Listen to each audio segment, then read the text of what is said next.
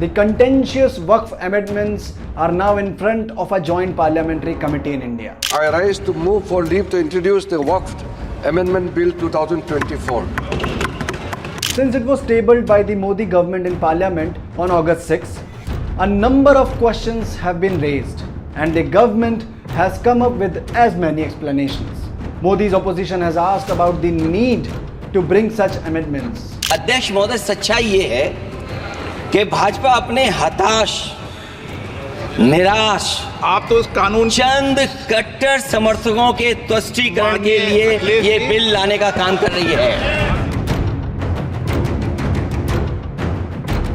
From addressing Waqf Board's alleged mismanagement to encouraging greater participation of women in Waqf Boards, the centre has put out many explanations. An interesting proposal though that raised eyebrows was the inclusion of other sects of Islam in the Waqf Board.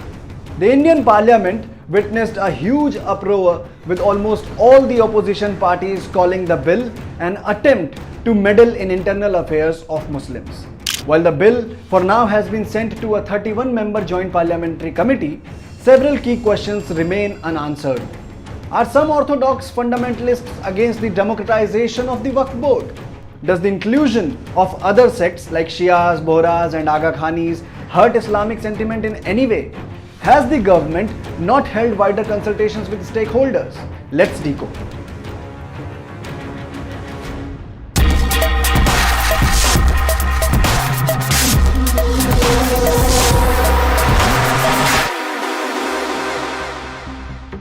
Before diving deeper into the complexities and impact of the bill, let's understand what are the key changes that the Modi government proposes.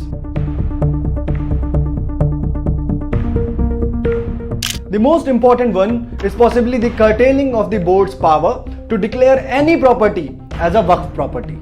In order to democratize the boards, Centre's amendment calls for the wider representation of Muslim women and even backward and marginalized sects within Islam like Bohras and Aga Khanis. The fact that the Modi government has proposed the inclusion of non-Muslims into the Waqf board has also sparked a huge row. किसी का हक छीनना तो बात छोड़ दीजिए, जिनको हक नहीं मिला है उनको हक देने के लिए ये बिल लाया गया है. इसमें महिलाओं के लिए, बच्चों के लिए और मुसलमान समाज में जो पिछड़े हैं, जिसको आज तक कभी मौका नहीं मिला, जिसको दबा के रखा हुआ है, उनको जगह देने के लिए ये बिल लाया गया है. The bill also proposes to empower the district collector, without whose clearance no property will be declared as a Waqf property.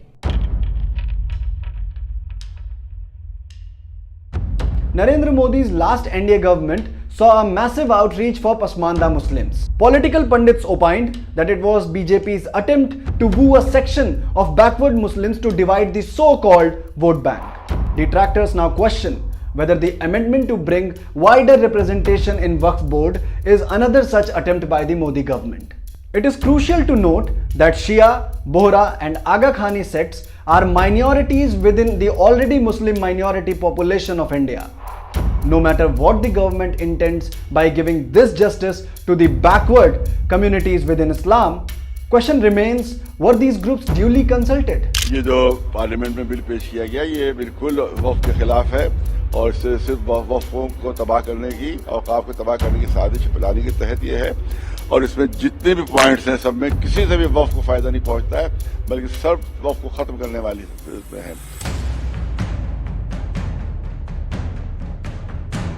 Not just politicians, Muslim organizations too seemingly stand divided on the bill.